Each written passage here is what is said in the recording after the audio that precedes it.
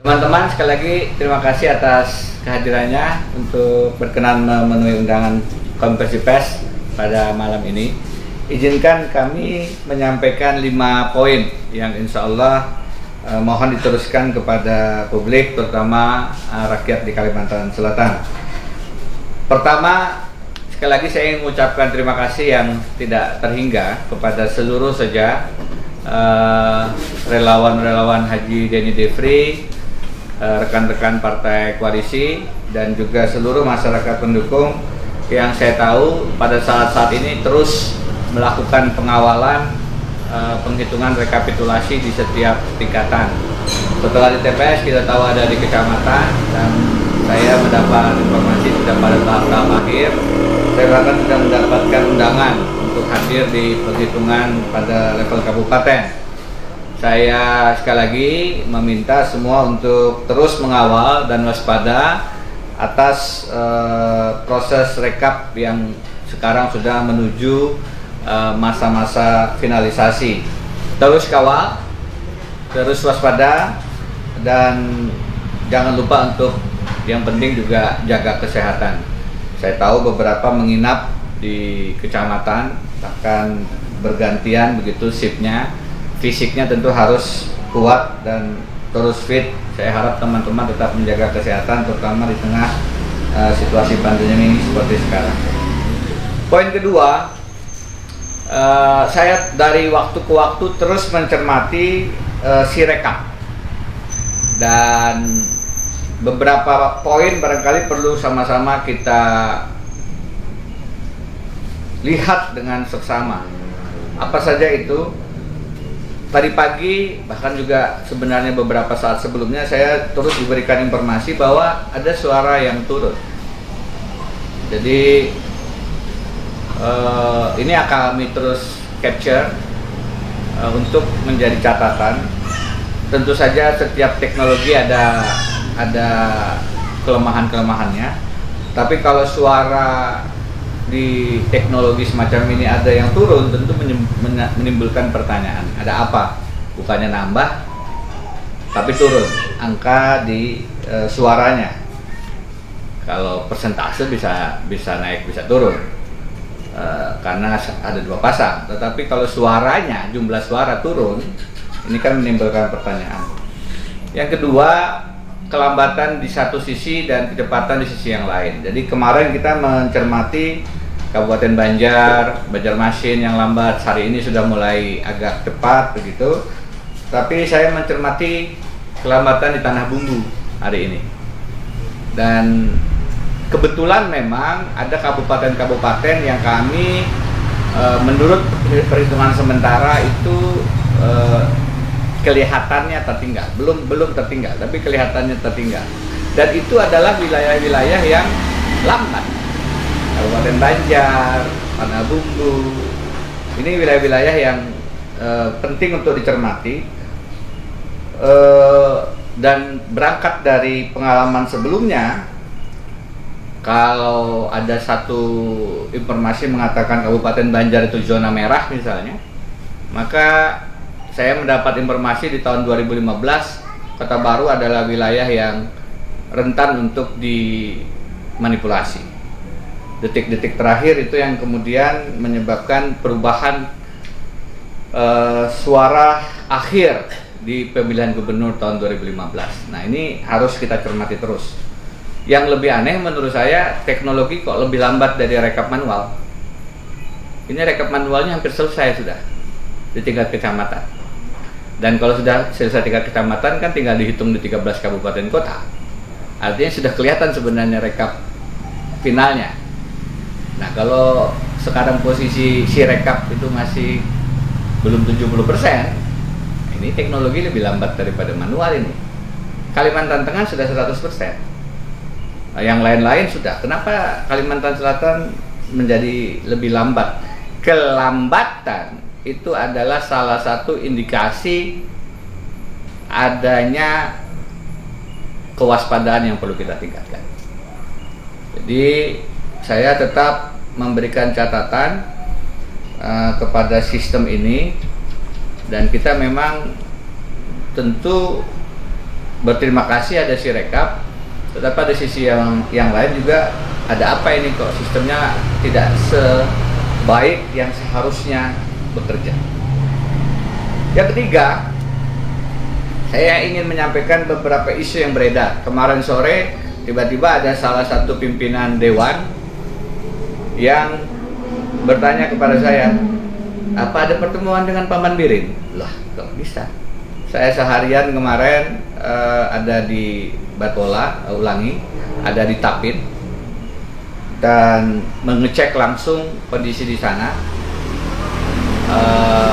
Ada lebih dari 10 TPS yang saya mendapatkan suara nol. Tingkat, bukan hanya saya mendapatkan suara nol, tapi tingkat kehadiran juga 100%. Jadi hadir 100%, 100% diberikan kepada pasangan calon yang lain. Karena itu saya hadir ke sana untuk memberikan atensi khusus kepada keanehan yang menurut saya tidak logis terjadi di Tapin. Di samping ini secara prinsip demokrasi tentu harus diinvestigasi. Jadi saya sih agak kecewa juga kenapa tidak ada sense of crisis dari teman-teman pengawas atas situasi yang menurut saya bukan hanya aneh. Pertemuan sebelumnya dengan teman-teman saya katakan aneh, hari ini saya katakan tidak logis. Jadi seharian saya di sana, kemudian sejak sore sampai agak larut begitu saya di rumah, sehingga dapat saya katakan bahwa isu yang beredar ada pertemuan dengan Pak Sabirin itu adalah hoax. Perlu saya pastikan lagi, jaminan yang saya sampaikan ke seluruh rakyat Kalimantan Selatan di respon pertama saya setelah tanggal 9 Desember adalah tidak akan ada negosiasi dalam artian yang manipulatif. Kita tidak akan melakukan nego-nego untuk mundur dari proses ini. Kalau di tahun 2015 ada yang mundur karena hasil negosiasi, maka di tahun 2020 tidak akan ada proses-proses nego itu. Saya tidak pernah bertemu misalnya dengan tokoh Haji Isam misalnya. Tidak pernah bertemu, tidak kenal secara pribadi. Jadi saya ingin tegaskan lagi, jaminan garansi saya, personal guarantee, bahwa tidak ada negosiasi untuk mundur, dan kalaupun ada akan saya tolak. Berapapun harganya, ini tidak diperjualbelikan. Amanat rakyat Kalimantan Selatan akan terus saya perjuangkan sampai titik peluh penghabisan. Tidak ada negosiasi. Seperti saya katakan, integritas tidak boleh terbeli. Yang keempat, poin keempat, hentikan kecurangan. Ancaman pidana sudah saya sampaikan, maksimal 12 tahun. Dan dendanya sudah saya sampaikan, sampai 144 juta. Tetapi kita masih saja melihat ada upaya-upaya itu. Ada yang bermain playing victim, seakan-akan menjadi korban. Sudahlah, saya buka di sini. Ada pejabat Pemprov yang menelepon kepala wilayah untuk merubah suara, menaikkan suara pasangan calon yang lain. Saya konfirmasi ke beberapa pihak, itu confirm. Ada pengumpulan kepala daerah di satu tempat, sama upayanya untuk melakukan manipulasi suara. Saya sampaikan, hentikan. Sudah saya sampaikan kemarin, saya tegaskan lagi, jangan dilakukan, karena konsekuensi hukumnya akan kami seriusi. Jangan kemudian kita melakukan langkah-langkah yang merusak demokrasi dan memanipulasi kemenangan dan kepercayaan rakyat di pemilihan gubernur Kalimantan Selatan. Poin kelima, rekan-rekan semua, dengan tadi saya maju ke sini, Sirekap itu posisinya tipis 50,1 dan 49,9. Angkanya sudah pada lebih kurang 70%. Dengan angka semacam itu, maka semua pihak harus siap-siap untuk mengantisipasi kemungkinan sengketa hasil di Mahkamah Konstitusi. Jadi kepada publik khalayak, saya harus menyampaikan sengketa hasil di MK ini akhirnya terbuka lebar. Kenapa? Karena selisih hasil suara kemungkinan itu memang sangat tipis. Meskipun perlu saya sampaikan, dalam peraturan Mahkamah Konstitusi yang terbaru tidak disebutkan batasan berapa persen suara selisih itu bisa diajukan perkara di Mahkamah Konstitusi. Ada yang mengatakan 1,5, 2, 2,5%. Di peraturan Mahkamah Konstitusi disebutkan kurang lebih selisih yang bisa merubah hasil.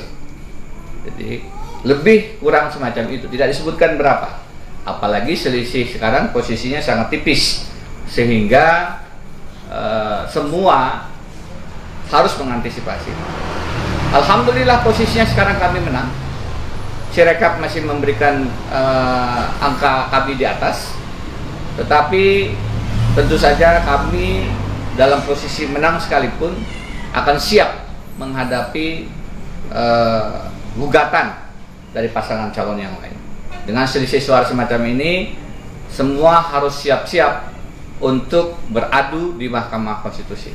Alhamdulillah, saya punya beberapa pengalaman dan insya Allah itu akan menjadi modal untuk kita berjuang dan memenangkan hasil di Mahkamah Konstitusi kalau memang arahnya menuju ke sana.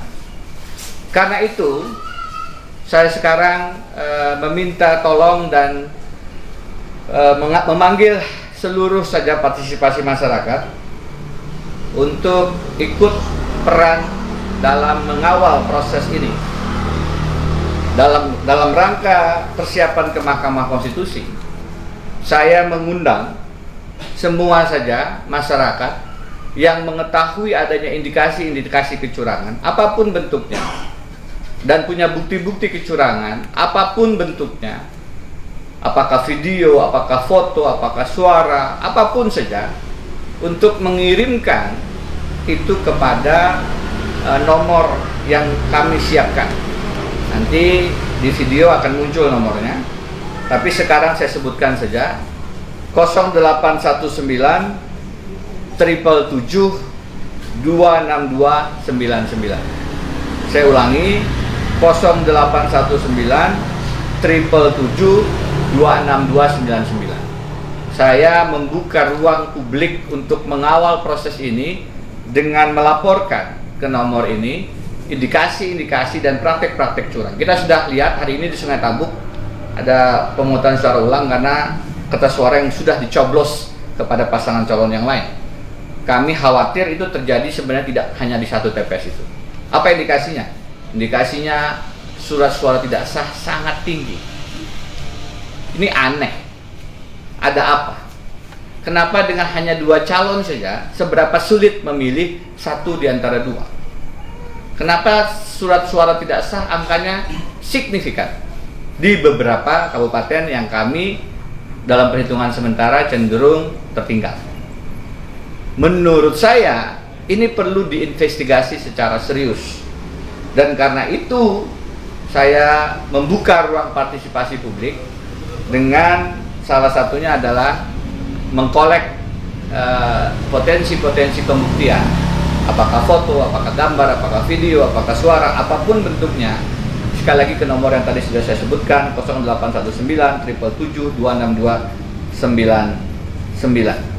Kepada para pihak yang ingin berpartisipasi, seluruh masyarakat yang ingin mengawal proses demokrasi di Kalimantan Selatan, saya jamin bahwa kita akan menerapkan Witness Protection Program. perlindungan saksi kepada rekan-rekan dan sanak seberataan. Karena itu partisipasi pian-pian adalah penting untuk kita sama-sama memastikan prinsip pemilihan umum jujur yang adil di Kalimantan Selatan. Kawan-kawan, itu yang ingin saya sampaikan dan mohon disebarluaskan kepada publik di Banua. Mudah-mudahan ada manfaatnya. Billahi taufiq wal hidayah. Assalamualaikum warahmatullahi wabarakatuh.